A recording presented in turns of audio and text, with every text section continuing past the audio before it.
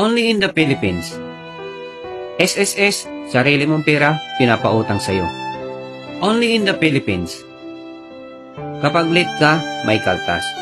Pero kapag nag-OT ka, walang bayad. Salamat na lang. Only in the Philippines. Kukuha ka ng valid ID, pero hahanapan ka pa rin ng valid ID. Only in the Philippines.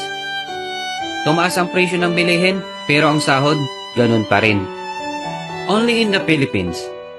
Kapag naghulog ka ng pera, walang kuskus balungos. Pero kapag nag-claim ka, maraming requirements ang hihingin. Only in the Philippines. First job mo, hahanapan ka pa rin ng 3 years work experience. Only in the Philippines. Hiring ng waiter, pero graduate ka muna ng 4 years course. At dapat, with pleasing personality ka pa.